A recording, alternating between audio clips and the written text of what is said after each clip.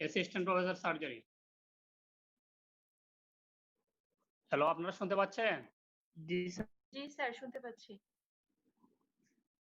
আমার টপিকস তোমরা জানো অলরেডি দেওয়া যে benign solid soft tissue swelling, তাই না? Benign solid soft tissue swelling. এখানে ৪ টা টার্ম আছে, benign solid soft tissue swelling. Solid বলতে আমরা কি বুঝি? তোমরা বলো। সলিড বলতে আমরা বুঝি it depends upon the content of the swelling. Content কি হইতে পারে? সলিড হইতে পারে, লিকুইড হইতে পারে, গ্যাস হইতে পারে। Solid indicate cell mass only, আর লিকুইড তো বুঝো ফ্লুইড আর গ্যাস, অথবা এদের সংমিশ্রণ হইতে পারে। সোয়েলিং বলতে আমরা কি বুঝি বলেন তো? যে আমরা কতগুলো রিলেটেড টার্ম ইউজ করি, সোয়েলিং, লাম্প, টিউমার, নিউপ্লাজম, এগুলো বলতে আমরা কি বুঝি? আপনারা কি শুনতে পাচ্ছেন? জি হ্যালো, হ্যাঁ, সোয়েলিং বলতে কি বুঝি? সোয়েলিং বলতে আমরা বুঝি এটি যে enlargement of any part of organ or skin or any part of the body. So swelling. Lump বলতে কি বুঝি আমরা? Lump is actually bag term. একটা bag term. Math Bag term. BAGUE, bag term. Implies enlargement of the tissue, body tissue, enlargement of the body. আর tumour এবং neoplasm তোমরা তো জানোই। টিউমার এবং নিউপ্লাজম অ্যাকসেপ্টেড ডেফিনেশন হলো উইলিস ডেফিনেশন, এটা তোমরা দেখে নিবা। এটা আমার ক্লিনিক্যাল ক্লাস, আমি ওই ডেফিনেশনে যাচ্ছি। ঠিক আছে? জি স্যার। হ্যাঁ। এখন আমার টপিকস হইল benign solid soft tissue swelling. Benign soft tissue swelling occurs any parts of the body, যে জায়গায় সফট টিস্যু আছে। আমরা মেইনলি কনফাইন্ড থাকবো skin and soft tissue. Skin and soft টিস্যুতে কি কি কমন, বা আমরা যদি ক্লাসিফাই কি কি সোয়েলিং আসতে পারে। যে কোনো তোমাদের উত্তর দেওয়ার আগে যে কোনো টপিকসের প্রথমে আমরা যদি ক্লাসিফাই করি কনজেনিটাল স্কিন এবং সাবকিউটেনিয়াস টিস্যু কি সোয়েলিং হইতে পারে? মোস্ট কমন সোয়েলিং হলো কনজেনিটাল। কনজেনিটাল হলো মোল, হেমাঞ্জিওমা, লিম্ফেঞ্জিওমা। তোমরা কি বুঝতে পারতেছো আমার কথা? জি স্যার। তাহলে congenital skin and subcutaneous swelling হলো মোল, হেমাঞ্জিওমা, লিম্ফেঞ্জিওমা। অ্যাকোয়ার্ড সোয়েলিং কি হইতে পারে স্কিন এন্ড সাবকিউটেনিয়াস টিস্যুর মধ্যে? অ্যাকোয়ার্ড ট্রমাটিক হইতে পারে। যে if any type of trauma may causing the hematoma of the subcutaneous tissue or the skin may causing the swelling. Clear?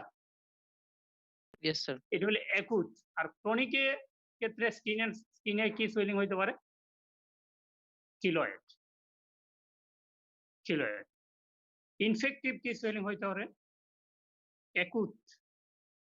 Acute কি হইতে পারে? ব্যাকটেরিয়াল ইনফেকশনের জন্য বয়েল হইতে পারে, কার্বনকুল হইতে পারে, ইম্পেডাগা হইতে পারে, বাইজালতিয়া মলাস্কাম কন্টাজিওসাম হইতে পারে। ঠিক এবং নন স্পেসিফিক ব্যাকটেরিয়াল, এখন হলো this are the acute. Chronic কি কি হইতে পারে? Non specific, specific. Non specific মধ্যে ক্রনিক প্রায়োজনিক গ্রানুলোমা হইতে পারে। স্পেসিফিকের জন্য টিউবারকুলার ইনফেকশন হইতে পারে, সিফিলাইটিক গামা ইনফেকশন হইতে পারে। These may causing the swelling of the skin and subcutaneous। ঠিক আছে? এরপর নিউপ্লাস্টিক আমাদেরকে বলা হয়েছে এখানে আমার যে টপিক হলো বিনাইন সলিড টিউমার কি হইতে পারে? কি হইতে পারে? আবার আমরা যদি আসি মোল, কনজেনিটাল দিকে মোল হইতে পারে, adenoma, lipoma, fibroma, neurofibroma. These are the common skin and subcutaneous benign swelling. Clear? এছাড়াও মিসেলেনিয়াস সোয়েলিং হইতে পারে স্কিনে কি ganglion, Barca, dermoid, these are the swelling. Just আমি মেনশন করলাম শুধু নামগুলি। আমাদের মেইন টপিক এটি ক্লিনিক্যাল ক্লাস। যদিও ডেমনস্ট্রেট করা আসলে আমরা এই অনলাইনে ডেমনস্ট্রেট করা খুব কঠিন। তো আমি থিওরিটিক্যালি বেশিরভাগই চেষ্টা করব, যেহেতু আর আমি চেষ্টা করব যদি সৃষ্টিকর্তা আমাদের এই সাময়িক এই থেকে আমাদের যুদ্ধোদ্ধার করেন, আমরা সুন্দর করে এক্সামিন দেখানোর চেষ্টা করব। ক্লিয়ার? হ্যালো? জি স্যার। এখন আমাদের ক্লিনিক্যাল এক্সামিনেশন করব। আমরা ক্লিনিক্যাল প্রথমে হিস্ট্রি নিব। History examination. হিস্ট্রিতে সোয়েলিং এর ক্ষেত্রে আমরা কি হিস্ট্রি নিব প্রথমে। যেহেতু আমার সোয়েলিং এর প্রথমে একটা সোয়েলিং থাকবে। এটা যদি ভিজিবল হয় আমরা পেশেন্টকে প্রশ্ন করার দরকার নাই। অনেক সময় এটা আপনারা পজিশন ক্লাসে করবেন যে একটা অবভিয়াস সোয়েলিং দেখতেছেন। মনে করেন ফোরহেডে একটা অথবা ফেসে একটা সোয়েলিং যদি আছে, পেশেন্টকে কোয়েশ্চন করার দরকার নেই। বিকজ পজিশন পরীক্ষা বা তোমাদেরই পরীক্ষা যদি খুব কোন স্যার যদি মার্ক করে যে আপনি অবভিয়াসলি পেশেন্ট আপনাকে বলেই ফেলবে যে আপনি অবভিয়াসলি মানে আপনি দেখতেছেন না, মানে গ্রামের ভাষায় আমি যদি বলি যে এত বড় সোয়েলিং আপনি দেখতেছেন না, কি হয়েছে আবার জিজ্ঞাসা করতেন। এই জন্য অ্যাভয়েড দিস কোয়েশ্চন। যদি ক্লিন কাট কোনো সোয়েলিং থাকে আপনি প্রশ্ন করবেন না। সরাসরি আপনি দেবেন যে আপনার ডিউরেশন অফ দি সোয়েলিং, আপনার কতদিন ধরে সোয়েলিংটা আছে। তারপরে মাল্টিপ্লিসিটি অফ দি সোয়েলিং আছে কিনা, আর পেইন। শর্ট কেস আসলে খুব বেশি কোনো প্রশ্ন করার খুব বেশি দরকার নাই। 3 or 4 কোয়েশ্চন। হ্যাঁ, ডিটেইলস যদি আপনি কোয়েশ্চন করতেছেন একদম পার্টিকুলার থেকে শুরু করবেন। যে বয়স কত, আপনার রেসিডেন্স কোথায়, অকুপেশন কি, these are the some swelling, এগুলা রিলেশন আছে এইজের সাথে। যেমন আপনাদের যদি বলি দিই বিনান সোয়েলিং কোন বয়সে হয়? বিনান swelling occurs at any age. Sarcoma occurs at younger age. Usually, no rule, এখানে কোনো নিয়ম নাই। Usually, মেডিকেল সায়েন্স হলে usually. A carcinoma occurs at the older age. এটা আপনার মনে রাখবেন। না, আমরা এক্সামিনেশন করব। এক্সামিনেশনে আপনারা জানেন প্রথমেই কি করতে হবে? গ্রিটিংস। আমাকে কি আপনারা ফলো করতে পারতেছেন? হ্যালো? জি স্যার। প্রথমে গ্রিটিংস। গ্রিটিংস এর পরে you must show respect to the patient and an examiner. আপনারা যে পরীক্ষা দিতে হবে, পেশেন্টকেও আপনি রেসপেক্ট করতে হবে। আপনার এক্সামিনার যে থাকবে স্যারদের রেসপেক্ট করে আপনার হাত নাড়ানো, আপনার ভাষা, আপনার বডি ল্যাঙ্গুয়েজ কখনোই যাতে খুব সুন্দর ডিসিপ্লিন ওয়েতে হয়। কখনোই এগ্রেসিভ হতে যাবে না। স্যাররা খুব মার্ক করেন। শুধু পড়ালেখা না, দিজ আর দি অ্যাটিটিউড স্যাররা দেখেন। নলেজ, অ্যাটিটিউড স্যাররা দেখেন। ইন্ট্রোডিউস আপনি হবেন যে আপনি আপনার 5th ইয়ার, যে আমরা 5th ইয়ারের স্টুডেন্ট, যে আমি আপনার নাম বললেন, আমি 5th ইয়ারের অমুক ছেলে, আপনাকে কনসেন্ট নিবেন। কোন পেশেন্টের প্রাইভেট পার্ট যদি এক্সামিনেশন করতেছেন, আপনারা জানেন, জাস্ট আমি রিপিট করতেছি যে প্রাইভেট পার্ট যদি এক্সামিনেশন করেন ফিমেল অ্যাটেন্ডেন্ট নিবেন। প্রাইভেসি মেইনটেইন করবেন। গুড লাইট লাগবে। এবং এখন আসেন আপনার পজিশন। আপনার পজিশন কি হবে? আপনার পজিশন এবং পেশেন্টের পজিশন। আপনারা জানেন সুপাইন পজিশনে যদি পেশেন্টকে অ্যাবডোমেন এক্সামিনেশন করেন, you should stand on the right side of the patient. আমি এক্সাম্পল শুধু দিচ্ছি। If you examine the neck of the any patient, you must stand behind the patient. Clear? তারপরে আপনি এক্সপোজার করবেন অ্যাকর্ডিং টু ইওর নিড। ঠিক আছে?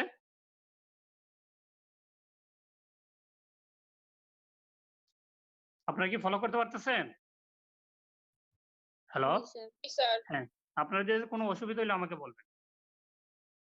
তারপরে আপনারা জানেন আমি জাস্ট অনেক স্যাররাই আপনাদের পড়াই যে আপনি how you examine a swelling বা এ পেশেন্ট কিভাবে শুরু করবেন? এক্সামিন অফ এ সোয়েলিং কিভাবে শুরু করবেন বলেন তো একদম? হেডিং গুলা আপনারা শুধু হেডিং এন্ড সাব হেডিং মনে রাখবেন, নয়তো ভুলে যাবেন। কি হেডিং মনে রাখবো আমরা in case of examination of A swelling বলেন? Sir, duration, না examination of A swelling, examination of A swelling. Sir, inspection. হ্যাঁ, আপনারা এই ভুলটা করবেন আমি জানি। প্রথমে ইন্সপেকশন না, এইভাবে না। আপনারা হেডিংটা আমার ক্লাসের লেখার দরকার নাই। একটু শুনেন। আরেকটা কথা বলি যে পজিশন খুব বেশি ইম্পোর্টেন্ট। অ্যাবডোমেন যদি এক্সামিনেশন করেন, আপনি ওই যে কথা বললাম, তবে আমি ফলো করি হাসান স্যারকে, আমাদের ডিএ হাসান স্যারকে। তোমরা ফলো করবা স্যারের কোন ওয়ার্ডে যদি স্যারের ওয়ার্ড রাউন্ড সময় যদি থাকে দেখবা, স্যার ঠিক পজিশনে গিয়ে যেমন তোমাদের স্টুডেন্টদের জন্য স্টুলে বসবা অথবা যদি দরকার নীল ডাউন হয়ে সেম লেভেলে যাবা অ্যাবডোমেন এক্সামিনেশন করতে। হ্যান্ডের লেভেল, রিস্টের লেভেল, হ্যাঁ?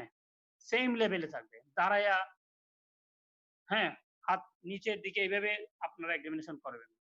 একদম মেথডিক্যালি এক্সামিনেশন করবেন। আপনি যদি মেথডিক্যালি এক্সামিনেশন না করেন মনে করবেন কি অনেক সময় যে ভুলটা আমরা করি যে এখন কোনমতে এক্সামিনেশন করে ফেলি। পরীক্ষার সময় একদম সুন্দর করে না। মেথডিক্যালি বলে এইরকমই যে হাসান স্যারের কাছ থেকে আমার এটা শোনা যে you make your second habit.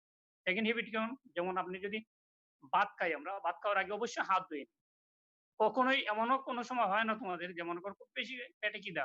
তোমরা ক্লাস থেকে গিয়ে হোস্টেলে গিয়েই হাত না ধুয়েই কয়েক গ্রাস দিয়ে দিলে, এমন তো হয় না। কেন হয় না? বিকজ আমরা অভ্যস্ত। ৩ বার খাই, আমরা ৩ বার হাত দিয়ে অভ্যস্ত। ঠিক একইভাবে এক্সামিনেশন করতে আপনি প্র্যাকটিস করবেন এবং এই এখনের যুগে বিশেষ করে ওই যে এক্সামিনেশনে বললাম, you must wash your hand with soap or sanitiser দিয়ে আপনি হাত ওয়াশ করে নিবেন। It is must. ঠিক আছে? আপনি যে ভুলটা করছিলেন এটা যে সোয়েলিং এক্সামিনেশন করতে প্রথমে ইন্সপেকশন না। এই কথাটা একটু লিখেন আপনি ২-৩ টা point. Number 1 examination of the swelling proper. লিখছেন? Examination of the swelling proper. An overlying scheme. Examination of the swelling proper and overlying scheme. Number 2 relevant part examination. এই দুইটা।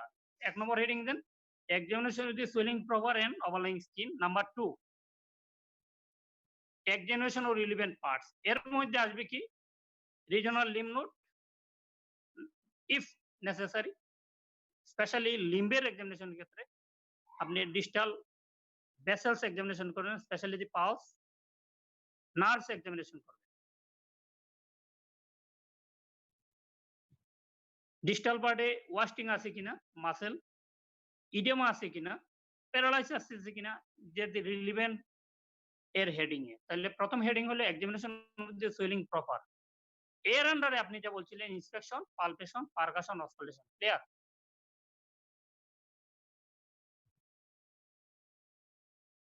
যে মেয়েটা আনসার দিয়েছিল ক্লিয়ার? এক্সামিনেশন বুঝতে পেরেছি। হ্যাঁ, examination of the swelling proper এর আন্ডারে ৪টা heading. Inspection, palpation, percussion, auscultation. Because কোন সোয়েলিং এর ক্ষেত্রে আপনারা দেখবেন শুধু inspection is enough for confirmation of the diagnosis of the swelling. সব সোয়েলিং এর ক্ষেত্রে এই যে ৪টা হেডিং বললাম ইন্সপেকশন, পালপেশন, পারকাশন, অসকালেশন আপনারা জানেন। ৪টা সব most of the swelling can be diagnosis confirmed by only inspection and palpation. Some cases auscultation and percussion is needed. ঠিক আছে? ইন্সপেকশন আমরা কি দেখবো এটা আপনারা জানেন। তাহলে আমার অনুরোধ হইল এটাই যে আপনারা ওই ভুলটা করেন। যে যদি বলি কোন সোয়েলিং এক্সামিনেশন করেন আপনারা কি করেন? ইন্সপেকশন, পালপেশন, পারকাশন না। আপনারা এই হেডিংটা খুব সুন্দরভাবে মনে রাখেন যে examination of the swelling proper. তারপর examination of the relevant parts. আমি আবার বলতেছি ইন্সপেকশনে কি দেখবেন আপনারা জানেন? সাইটের ক্ষেত্রে কি উল্লেখ করতে হবে? ইট ইজ মাস্ট। আপনি যদি আপনারা সবাই এক্সামিনি, কিন্তু এক্সামিনারদের দৃষ্টি আপনাকে অ্যাটেনশন করতে হবে।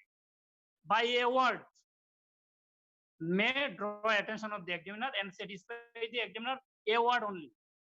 কিভাবে? স্যাররাও ব্যস্ত, সিনিয়র মানুষ পরীক্ষা নিতে আসেন, হ্যাঁ? স্যাররা ব্যস্ত থাকে। তো আপনার একটা ওয়ার্ড স্যারের কানে যেভাবে অ্যাটেনশন করাইতে হবে, ওটা কানে ঢুকিয়ে দিতে হবে যে, স্যার আমি খুব ভালো জানি। যেমন সোয়েলিং সাইট যদি বলি কিভাবে বলতে হবে? You must mention the site of the swelling from any fixed bony point থেকে আপনি বলবেন। ক্লিয়ার? বুঝছেন কিনা?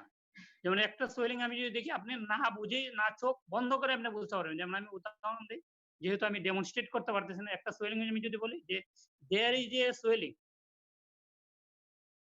intermedial aspect of the right leg 5 centimeter above the center of the medial malleolus বলতে পারেন, অথবা 7 centimeter above the lower part of the medial malleolus বলতে পারেন।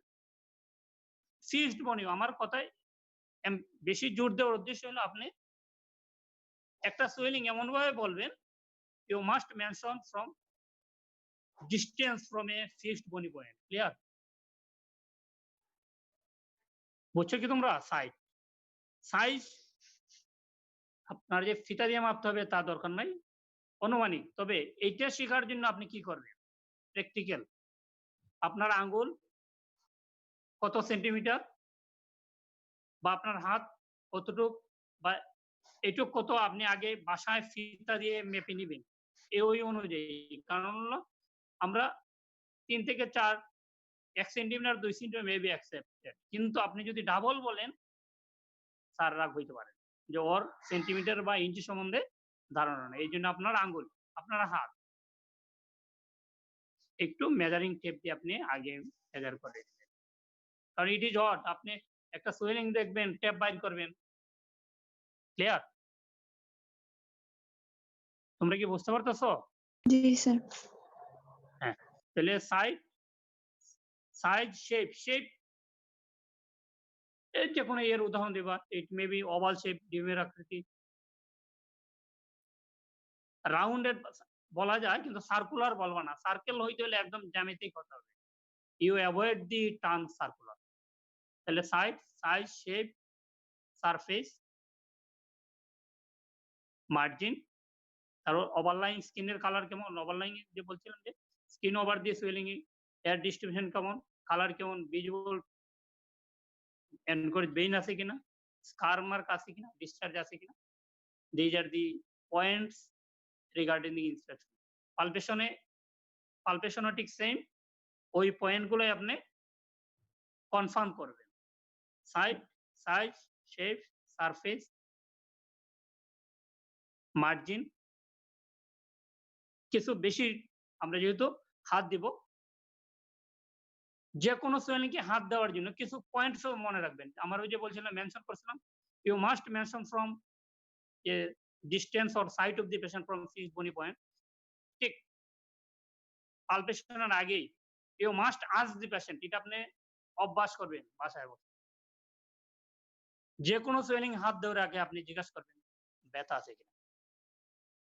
হ্যাঁ, পোস্ট পরীক্ষা বিশেষ করে আপনাকে জিজ্ঞাসা করে যে বা ডাক্তার সাহেব আপনি কি ব্যথা হলে হাত দিবেন না?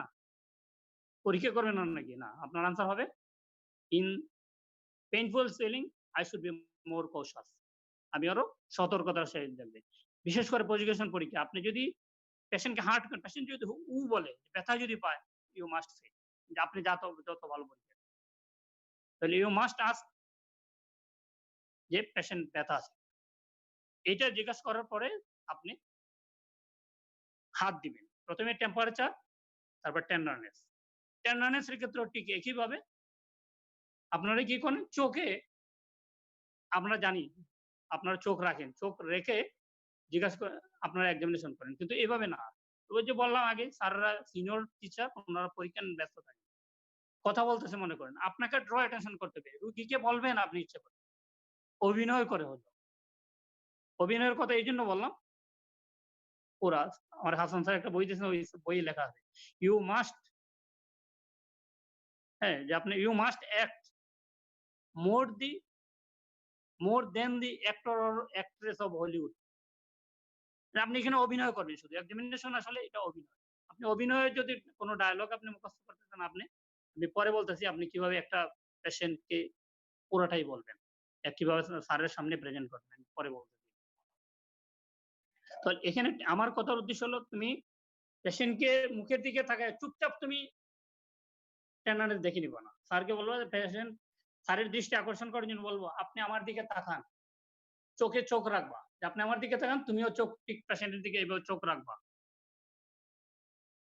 ২-১টা পয়েন্ট আমি আগেই বলছিলাম। ওই যে সাইটের কথাটা যদি স্যারকে শোনায় দিতে পারো, স্যারের কানে যদি ঢুকে যায়, স্যারের যদি দৃষ্টি আকর্ষণ করতে পারো যে তখন বুঝবে যে না আমার ছাত্র ফিক্সড মনি পয়েন্ট থেকে যে সাইট দেখতে হয় এটাও জানে, টেন্ডারনেস যে দেখতে হয় চোখে চোখ রাখতে হয় এটা আমাকে জানে।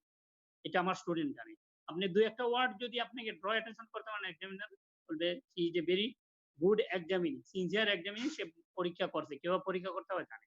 আপনার উদ্দেশ্য হলো দৃষ্টি আকর্ষণ। এই কথাগুলো বলে উদ্দেশ্য হইলো আসলে আমি ডেমনস্ট্রেট করতে পারতেছি না পেশেন্টকে। এইজন্য। তাহলে টেম্পারেচার দেখবেন টেন্ডারনেস দিয়ে শুরু করবেন, তারপর আগের মতো side, size, shapes, surface, margin. Margin কিভাবে দেখবেন? মার্জিন যে জায়গা থেকে শুরু করবেন, আঙ্গুল যে পয়েন্ট থেকে শুরু করবেন ঠিক ওই পয়েন্টই পুরাটা ঘুরে আপনি আসবেন। কনসিস্টেন্সি দেখবেন। এন্ড কনসিস্টেন্সিটা কিভাবে? এটা হচ্ছে সাবজেক্টিভ ফেনোমেনা। যেমন আপনার কাছে যা হার্ড মনে হয় আরেকজনের কাছে সফট মনে হয়। ফর এক্সাম্পল যেমন আমাদের মাসেল কি ফার্ম, তাই না? কিন্তু প্রফেশনাল বক্সার যারা ওর মাসেল কি? It is hard. তাহলে একজনের কাছে যেমন কমলা আমরা খাই, যদি উদাহরণ দিই, একজনের কাছে কমলা কেমন দেখতে? আসলেই তো ওইটা মিষ্টি হইতে পারে, টক হইতে পারে, আর উভয়ের সংমিশ্রণ হইতে পারে। হইতে পারে না? এখন আমরা সাবজেক্টিভ এটাকে আমরা আপনাদের জন্য আমরা কিভাবে বুঝাইতে পারি? আপনি হার্ড বলতে কি বোঝেন? কার সাথে কম্পেয়ার করবেন? আপনি ফোরহেড ফিল করেন? তোমরা তো ফোরহেড ফিল করেন? It is hard. কার্টিলেজ যদি ফিল করেন টিপ অফ দি নোজ অথবা যদি কার্ডিওলজি অফ দি পিনা অফ দি ইয়ার যদি ফিল করেন it is farm. Year lobule অথবা লিপে যদি টাচ করেন দিজ আর দি সফট। তাহলে কি বললাম? হার্ড এর এক্সাম্পল আপনি ফোরহেডে যদি ফিল করেন চাপ দিয়ে প্রেস করেন that is the hard. Tip of the নোজে যদি চাপ দেন দ্যাট ইজ দি ফার্ম। যে সাবজেক্টিভ আপনাকে বুঝতে হবে এটা ফিল করে পেশেন্টের গায়ে হাত দিয়ে। একটু ভেরিয়েশন হইতে পারে। ফার্ম হইতে পারে, সফট হইতে পারে।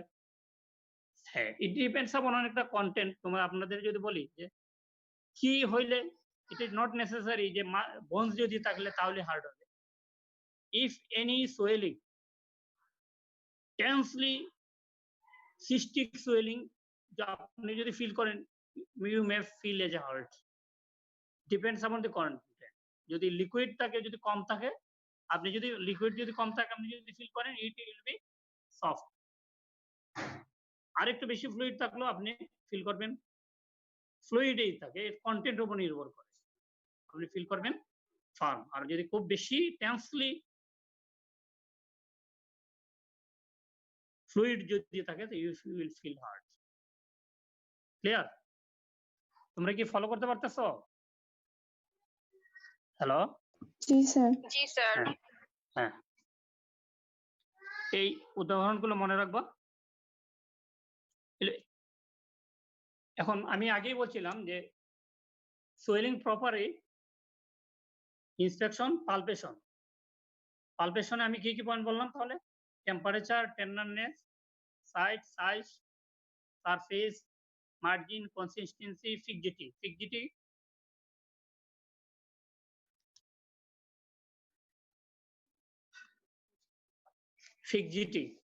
ফিক্সিটি দেখতে কি করব? whether it is fixed to the skin। তোমার কিছু দেখা যায় না।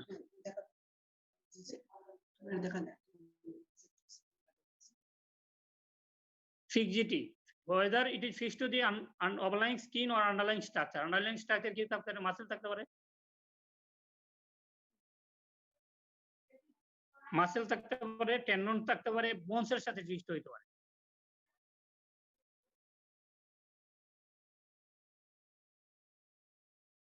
ঠিক আছে?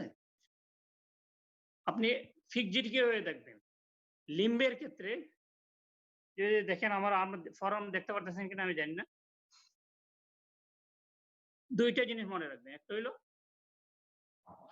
রুল অফ 3 রোল অফ 2 বলি আমি এটা, যেমন মনে করো লং এক্সিস বরাবর দেখবেন, লং এক্সিস বরাবর দেখবেন আপনি, লং এক্সিস বরাবর ট্রান্সভার্স এক্সিস বরাবর, তাহলে 2 axis, long axis transverse axis, দুইটা কন্ডিশনে দেবে, relax state of the muscle, contract state of the muscle.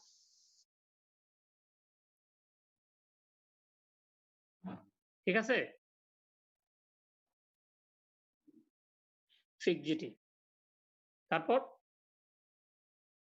Percussion, পারকাশনে আমরা স্পেশালি বাওয়েল সাউন্ড আমরা দেখতে পারি, অথবা ভাস্কুলার কোন সাউন্ড, ভাস্কুলার যদি কোনো স্পেলিং থাকে নিউরিজম অথবা আর্টারিয়াল ভেনাস মেলফরমেশন যদি থাকে আমরা অসকালটেট করব।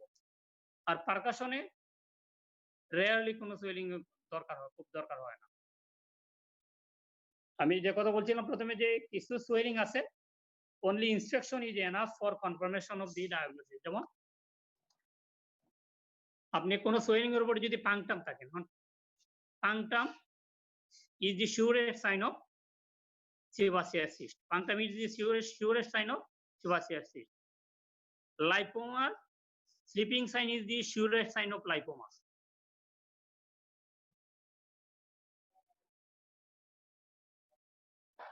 পালপেশনের ক্ষেত্রে ঠিক কিভাবে আবার হার্নিয়ার ক্ষেত্রে surest sign of reducibility is the surest sign of hernia, reducibility is the surest sign of hernia, compressibility is the surest sign of hemangioma। চারটা কথা আমি বললাম, আবার রিপিট করি আমি।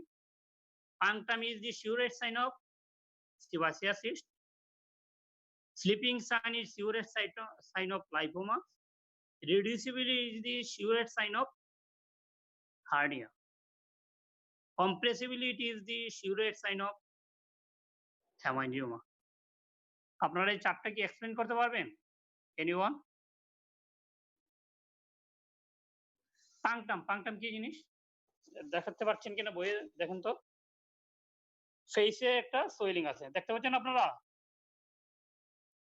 না স্যার স্যার। নিচে বইটা উপরে উঠালে দেখতে পারবো। দেখতে পাচ্ছেন ফেসের মধ্যে ছবিতে জি স্যার, দেখতে পাচ্ছেন কিনা? দেখতে পাচ্ছি। জি sir. Punctum, this one is punctum. Punctum কি জিনিস? Duct open.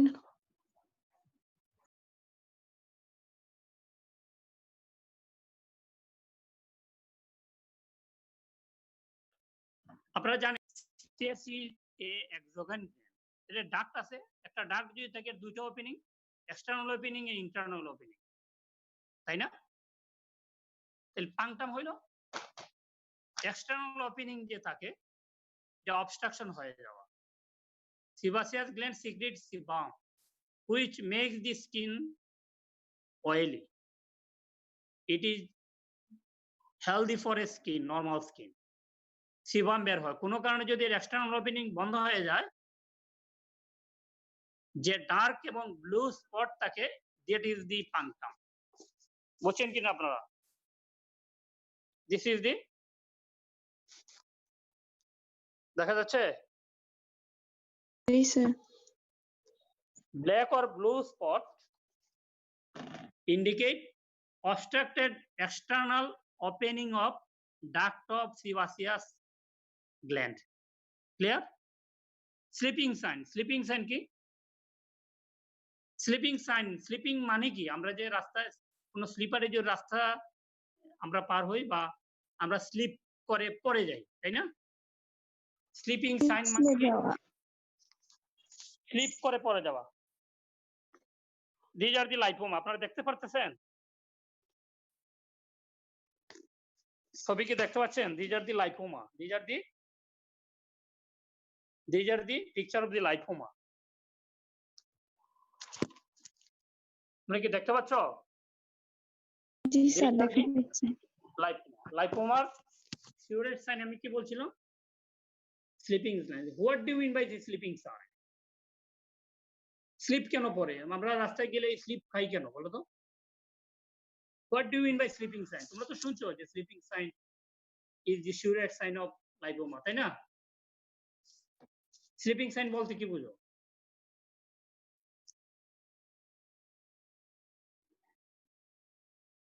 Sleeping sign indicate the swelling is neither fixed to the skin or underlying structure.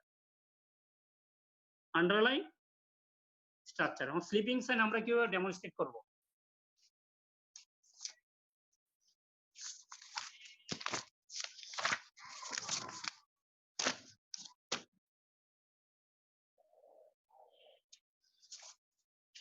যদি একটা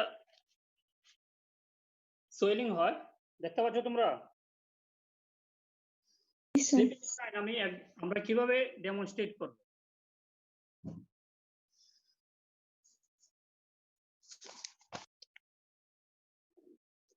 সেন্টার অফ দি সোয়েলিং দেখা যাচ্ছে? তোমরা কি দেখতে পাচ্ছ? একটা সোয়েলিং মনে করো, সেন্টার অফ দি সোয়েলিং আর মার্জিন অফ দি সোয়েলিং, হাত রাখবো দুইটার মাঝামাঝি। এই যদি প্রেস করি, it will slip from underneath finger থেকে যদি স্লিপ করে চলে যায়, that is the slipping sign.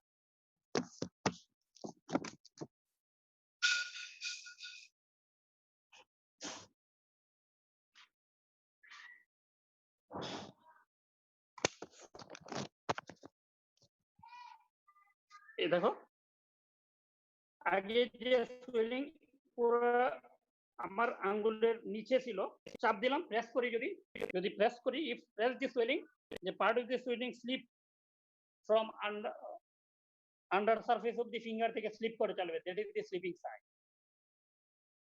তোমরা কি বুঝতে পারছো? জি স্যার। আমরা সেন্টার অফ দি সোয়েলিং এবং মার্জিনের মাঝ বরাবর আমরা একটা আঙ্গুলকে এক্সামিনিং দিয়ে প্রেস করব, সোয়েলিং কে আমরা প্রেস করব, the part of the swelling এই অংশটা স্লিপ করে আঙ্গুলের নিচ থেকে চলে যায়, that is the sleeping sign.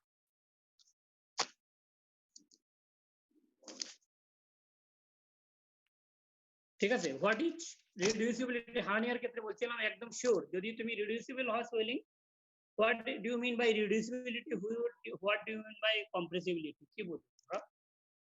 রিডিউসিবিলিটি হলো হার্নিয়ার ক্ষেত্রে, হার্নিয়া তো তোমরা ডেফিনেশন জানো, ডেফিনেশনে গেলাম না, যে the total or partial disappearance of the swelling. Reducibility is the total or partial, total disappearance of the swelling, and it will not reappear unless opposite pressure is exerted. তোমরা বুঝছো কিনা যে আমরা কোনো একটা পেশেন্টকে হার্নিয়ার ক্ষেত্রে, হার্নিয়ার পেশেন্টকে আমরা সুপাইন পজিশনে শুয়ে পেশেন্ট নিজে অথবা তোমরা এক্সিস মেথডে এই সোয়েলিং কে রিডিউস করে নেবে totally, it goes into the abdominal cavity, এবং এটা রিঅ্যাপিয়ার হবে না আনলেস তোমরা যদি কাশি না দাও, that is the opposite pressure is exerted. তোমরা কন্টিনিউয়াসলি পেশেন্ট রিডিউস হয়ে গেল, টোটালি ডিসঅ্যাপিয়ার করে গেল swelling, and it will not reappear unless opposite pressure is exerted. That is the reducibility or reducible. R compressible কি? একটা হেমাঞ্জিওমের কথা চিন্তা করে একটা সোয়েলিং তুমি প্রেস করবা, চাপ দিয়ে অথবা স্কুইজ করো, it will partial or total disappear and appear again when pressure is released. তুমি যে প্রেসার দিয়ে সোয়েলিং কে রিডিউস করছিলে অথবা টোটালি ডিসঅ্যাপিয়ার করলা, প্রেসারটা সারার সাথে সাথে ওইটি ইট উইল রিঅ্যাপিয়ার স্পঞ্জের মতো। আর হার্নিয়ার ক্ষেত্রে টোটালি সোয়েলিং ভিতরে চলে যাবে আনলেস অপোজিট প্রেসার, যদি কাশি না দেওয়া পেশেন্টকে, it will not appear. Clear কিনা? তোমরা কি ক্লিয়ার হইছো যে ফাংশন কি, স্লিপিং সাইন কি, কম্প্রেসিবিলিটি কি, রিডিউসিবিলিটি কি? বুঝতে পারছো কিনা? জি স্যার। না হইলে বলো, কোনোটা যদি এনি স্টুডেন্ট কোনো এই চারটা পয়েন্ট যে বললাম কেউ যদি না বুঝে থাকো, I must repeat it. Sorry, তোমরা কি সবাই স্পষ্ট বুঝছো, সুন্দর বুঝছো? জি স্যার। গুড।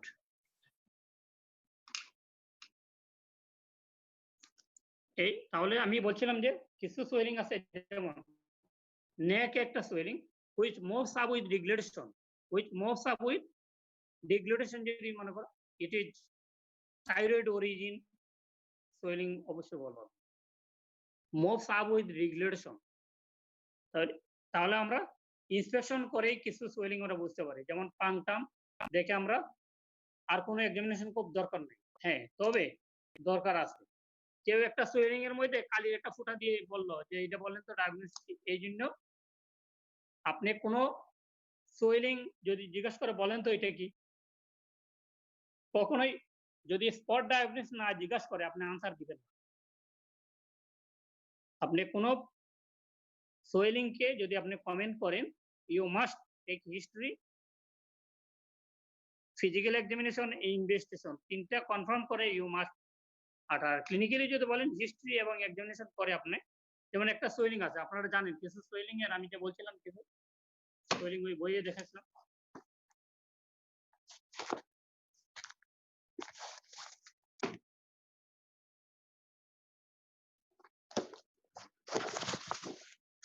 এই সোয়েলিংটা দেখেন, দেখা যাচ্ছে কি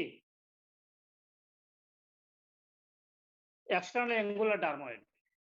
This is the dermoid congenital যতগুলো dermoid হয়, these occurs at the embryological fold যেখানে fusion হয় এখানে দেখা যায়। This is the external angular dermoid. That is the post-auricular dermoid. Post-auricular dermoid. That is the situated at the bramma. বুঝছেন কিনা? These are the congenital swelling present at specific site. External angular dermoid, post-auricular dermoid, dermoid at the bramma. বুঝতে পারছেন? জি sir. হ্যাঁ, কিন্তু আপনারা দেখেই এটা মনে করবেন না যে দিস ইজ দি dermoid। আপনি অবশ্যই স্টেটমেন্ট কোনো কারণে আপনি এই যে জায়গায় আঘাত পাইলো, কোনো কারণে হুচট খাইলো, তাহলে হেমোরেজের জন্য হেমোটোমা হয়ে মে appearance the swelling like this হইতে পারে কিনা? হইতে পারে না? এই জন্য you must take history. You must take history.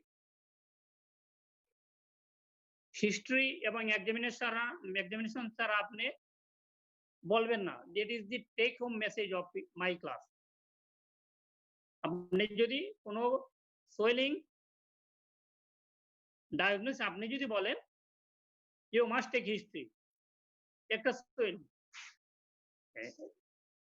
এই জন্য ডিউরেশনটা খুব ইম্পর্টেন্ট। যেমন কোনো সোয়েলিং আছে, সোয়েলিং আপনারা কিভাবে ভাগ করতে পারেন বলেন তো? কি কি সোয়েলিং অ্যাকর্ডিং টু ডিউরেশন কিভাবে সোয়েলিং ভাগ করবেন? Acute, subacute, chronic. ঠিক আছে, যেহেতু আসলে তোমাদের ডেমনস্ট্রেট করতে পারতেছি না, আমি কিছু থিওরিটিক্যাল কিছু কথা বলে নিই। অ্যাকুট সোয়েলিং, অ্যাকুট সোয়েলিং আমরা কখন বুঝি, কখন আমরা অ্যাকুট সোয়েলিং বলবো? আপনারা একটু লিখতে পারেন। অ্যাকুট সোয়েলিং কখন বলবো?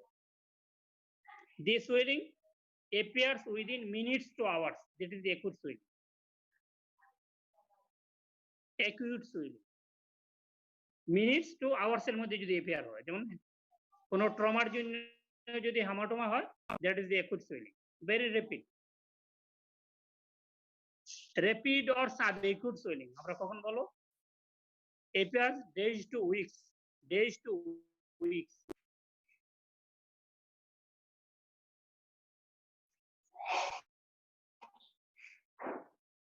Inflammatory swelling, boil, abscess, carbuncle, these are the swelling. Slow swelling কখন বলবো? আর very slow swelling. Slow swelling কখন বলবো? The swelling which appears within months or few months. This is malignant swelling or the chronic specific infection, tuberculosis or syphilis. This slow swelling, very slow অথবা malignant swelling. আর very slow swelling হলো benign soft tissue swelling. Benign soft, কি কি বললো? Very rapid.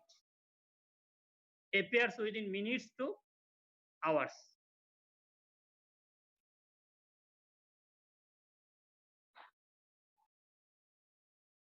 তারপর সাব-acute swelling appears days to weeks. সাব-acute হলো প্রথম হলো very rapid, তারপর rapid, তারপর slow, very slow. Slow appears within few months or a month. A month থেকে কিছু মাসের মধ্যে যদি হয়, these are the malignant swelling or the chronic specific swelling, infection এর জন্য যদি হয়। tuberculosis, syphilis, very slow, benign, soft tissue swelling. Lipoma, fibroma, neurofibroma.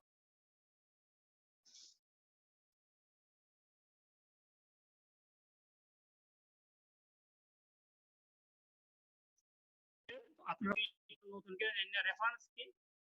Reference এই বইটা আমার, এটা আমি পড়তাম 3rd ইয়ার যখন, ইন্ডিয়ান একটা বই, টি.এন. প্যাটেল নাম, ত্রিভুবন নারায়ণ প্যাটেল, টি.এন. প্যাটেল, ঠিক আছে? রেফারেন্স জিজ্ঞাসা করতে পারে যে এই রেফারেন্স, এই বইটা তোমরা নিতে পারো, ভেরি গুড বুক।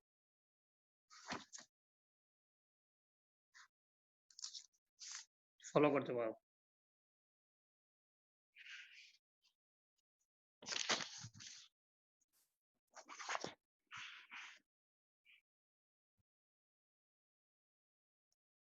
আপনারা যদি আপনারা এখন বাসায় ইয়ের মধ্যে আছেন, বাসায় আছেন, আপনারা নিজেরা প্র্যাকটিস করুন।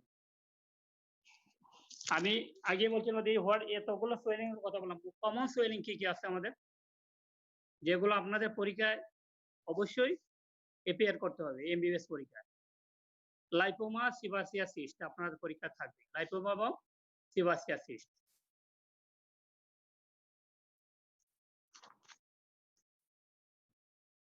আপনি একটা সোয়েলিং নিজের মতো মনে করে আপনি মেমোরাইজ করবেন। পরীক্ষার হলে হয়তো সোয়েলিং এর সাইজ বদলাবে, সাইজ পরিবর্তন হইতে পারে, শেপ পরিবর্তন হইতে পারে, কিন্তু আপনি প্র্যাকটিস করবেন বাসায় বসে। আমি যদি একটা উদাহরণ দেই, একটা সোয়েলিং আপনারা নিজেই বুঝবেন যে আমি কোন সোয়েলিং বর্ণনা করতেছি। তো এই বলছিলাম যে আমি ক্লাস শেষ পর্যায়ে আমি বলবো যে একটা how you present a swelling to your examiner, আপনি পরীক্ষায় কিভাবে প্রেজেন্ট। স্যার একটা প্রশ্ন ছিল। শিওর বলেন তো স্যার, কোন সুইলিং এ যদি আমরা ফ্লাকচুয়েশন টেস্ট নেগেটিভ পাই, সেক্ষেত্রে আর ট্রান্সফরমেশন টেস্ট করার কি প্রয়োজন আছে? কোন সোয়েলিং যদি আমরা ফ্লাকচুয়েশন টেস্ট যদি ফ্লাকচুয়েশন টেস্ট নেগেটিভ পাই, তাহলে কি আর ট্রান্সফরমেশন টেস্ট করব? হ্যাঁ, করবেন। আমি আগেই বলছিলাম যে এই ফ্লাকচুয়েশন টেস্ট পজিটিভ কখন হবে। আপনার প্যাসকেলের সূত্র মনে আছে কিনা জানি না, ওই সূত্রে আমি অবশ্যই যাচ্ছি না। আপনি যদি একটা সোয়েলিং এ একদিকে প্রেস করেন, ওই সোয়েলিংটা রাইট অ্যাঙ্গেল টু সারা সোয়েলিং বরাবরই সমানভাবে চাপ ছড়িয়ে পড়বে। আমরা রাইট অ্যাঙ্গেলে আমরা ফ্লাকচুয়েশন টেস্ট করি, তাই না? ইট ডিপেন্ডস আপন আমরা কখন ফ্লাকচুয়েশন টেস্ট করি। যে সোয়েলিং এ ফ্লুইড থাকে, ফ্লুইড কি পরিমাণে থাকে, যদি অল্প পরিমাণে থাকে, আমি আগে বলছিলাম যদি আপনি সোয়েলিং সফট পান তাহলে আপনি চেষ্টা করবেন কন্টেন্ট কি জানার জন্য, তাই না? If the swelling is soft, then you will go for the fluctuation test.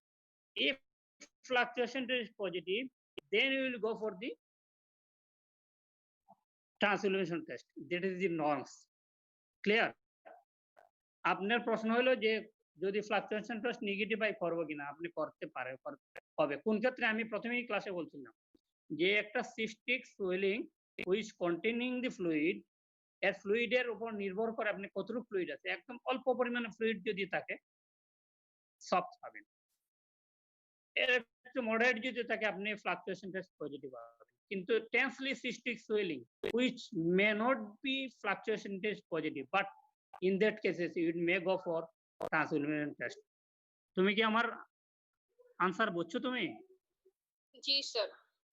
যে ফ্লাকচুয়েশন টেস্ট পজিটিভ হইলে তো অবশ্যই, কিন্তু তুমি যদি মনে করো যে this swelling containing clear fluid, আমরা ফ্লাকচুয়েশন ট্রান্সফরমেশন টেস্ট দেখে আমরা কি বুঝি? আমরা ফ্লাকচুয়েশন টেস্ট করে বুঝি যে সোয়েলিং এ ফ্লুইড আছে। কারণ ফ্লুইডটা কি ক্লিয়ার না টার্বিড? এটা বোঝার জন্য আমরা ট্রান্সইলুমিনেশন টেস্ট করি। তুমি যদি কনফার্ম হও যে আমি আগেই বলছি যে যদি densely cystic fluid swelling you feel as a hard swelling. Fluctuation test positive না, নেগেটিভ, হার্ড মনে হচ্ছে। তো আপনি যদি মনে করেন যে সোয়েলিং, যেমন মনে করেন আপনাকে উদাহরণ দেয় hydrocele, tenseless cystic hydrocele, it is a very rare, though very rare, খুব টেন্সলেস সিস্টিক, যেমন ট্রমা হয়ে গেল। অনেকদিন ধরে এক পেশেন্টের হাইড্রোসিল ছিল, ট্রমার জন্য হ্যামরেজ হয়ে গেছে, it is very hard, tense হয়ে গেছে একদম। Fluctuation test not positive, but in that cases you should go for translumination test.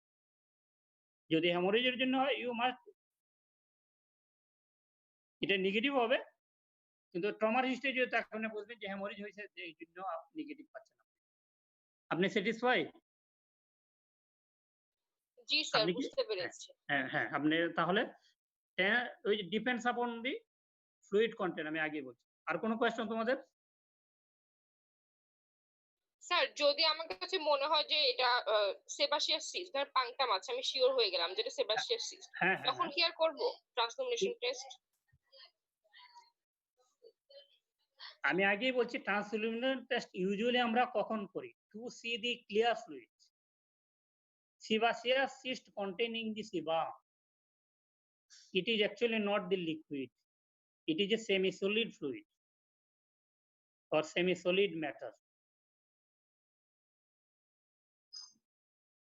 এই ক্ষেত্রে আপনি ট্রান্সলুমিনেশন টেস্ট আপনি যদি পাংটাম পান তো অবশ্যই করবেন না। আগেই বলছি আমি যে punctum is the surest sign, আর it containing semi-solid fluid, not the fluid. আমরা কখন আমরা একদম যদি এই রকমের তো আসলে সিস্টিক sebaceous cyst, এত cystic, it is a cyst, it is though a cyst but it not containing the fluid, it containing the sebum. sebaceous cyst এর ক্ষেত্রে ট্রান্সলুমিনেশন টেস্ট করার আমার মনে হয় দরকার নেই। জি স্যার, থ্যাংক ইউ। না, আমি অবশ্য কোনো বইও পাই নাই যে ট্রান্সলুমিনেশন টেস্ট করে। আর কোনো কোয়েশ্চন তোমাদের? স্যার, হ্যাঁ, শিওর, বলো।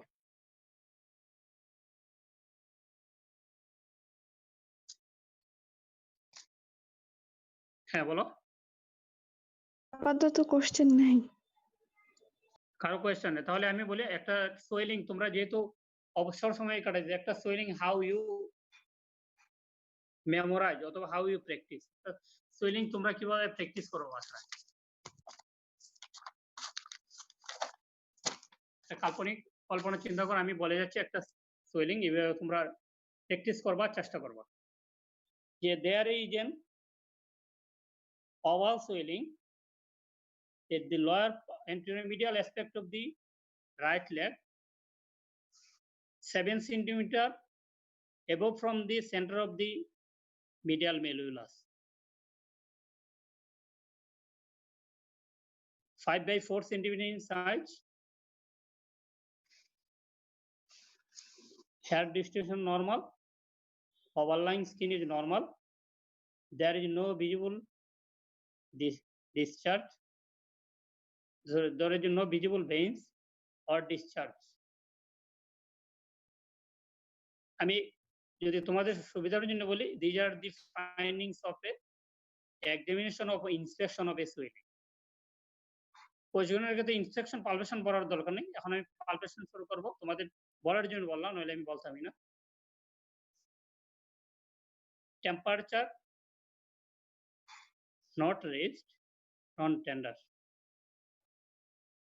well defined margin,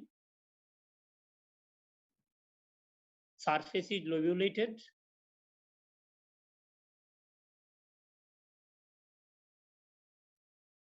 consistency firm, neither fixed to the skin or underlying structure, slipping sign positive, swelling is not compressible, indentation is not positive, non-compressible.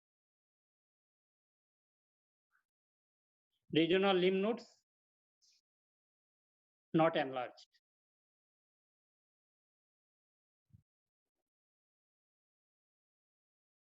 So my diagnosis বলো কি বললাম?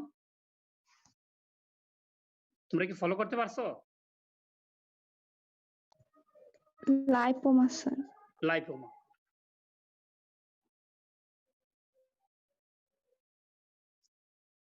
যখন examination করবা, you must compare both sides. Opposite side তোমরা demonstrative অবশ্যই আগে এক নজর দেখে নিবা। প্যারোটিড এক্সামিনেশনের ক্ষেত্রে, লেগ এক্সামিনেশনের ক্ষেত্রে, ব্রেস্ট এক্সামিনেশন করতে, you must mention the opposite side. Parotid ক্ষেত্রে ঠিক এইভাবে যে অপোজিট বা রাইট বা left opposite parotid reason is normal.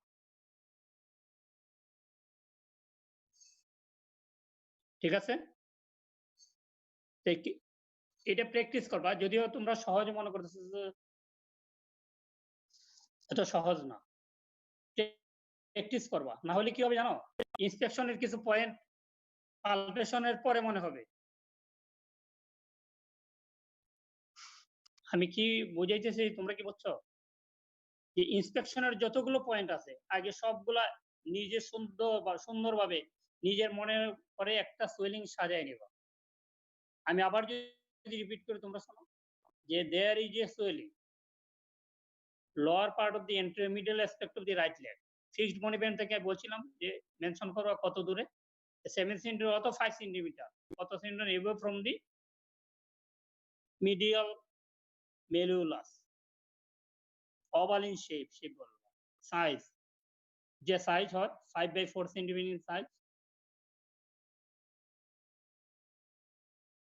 Size shape, surface smooth or regular, যা তুমি দেখতে পাচ্ছ। এটা কনফার্ম করবা পালপেশনে গিয়ে। তার যখন সামারাইজ করবা একবারে বলবা। Overlying skin is normal, hair distribution normal, there is no redness, কোনো স্কিনের কোনো কালার পরিবর্তন হয়েছে কিনা, স্কার মার্ক আছে কিনা, ডিসচার্জ আছে কিনা, ভিজিবল ভেইন আছে কিনা, সোয়েলিংটা পালসেটাইন কিনা, ইন্সপেকশনে দেখা যায় পালসেটাইন কিনা, রেডিশ কিনা, ব্ল্যাকিশ কিনা। কেন এগুলো? মোল যদি হয় ব্ল্যাকিশ হবে, হেমাঞ্জিওমা হলে রেডিশ হবে। ক্লিয়ার? এই ইন্সপেকশনের পয়েন্ট একটাও যাতে না বাদ যায়। তারপরে পালপেশন শুরু করবা from temperature normal, tenderness non tender, surface, how you examine the swelling, surface কিভাবে দেখবা? Pulp of the finger, যদি বড় এর চেয়ে ছোট সোয়েলিং হয় only the pulp of the finger দিয়ে দেখবা। বড় সোয়েলিং হইলে you must use the palmar surface of the fingers also। আর যদি হিউজ সোয়েলিং, এই বইয়ের সমান প্রায় সারা পেট যদি দেখো, you must use the palmar surface of the whole hand use করবা। মার্জিন কিভাবে দেখবা? স্টার্ট ফ্রম দি মার্জিন, যে জায়গা থেকে শুরু করবা ঠিক ওই জায়গা সব ঘুরে আসবা margin. Temperature, tenderness, surface, margin, consistency ওই যে বলছিলাম যে হার্ড কোনটা, ফার্ম কোনটা, সফট কোনটা, তোমরা এক্সামিন করে তোমরা এটা আত্ম করো। কনসিস্টেন্সি আর fixity, whether it is fixed to the skin or underlying structure। Slipping sign হলে স্পেশাল টেস্ট করবা, কোন সোয়েলিং এর ক্ষেত্রে স্পেশাল টেস্ট।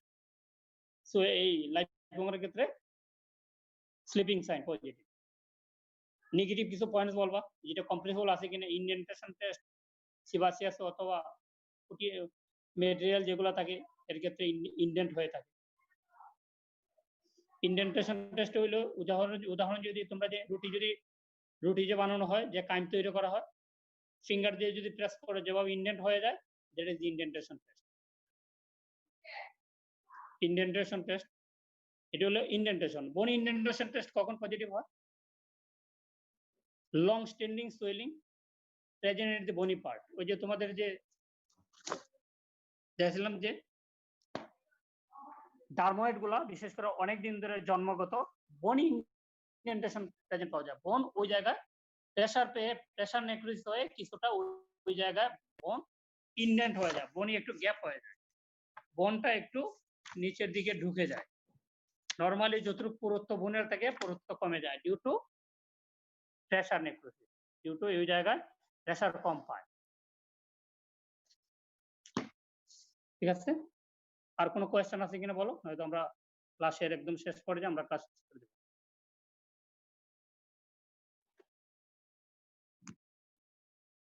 কোনো কোয়েশ্চেন আছে তোমাদের?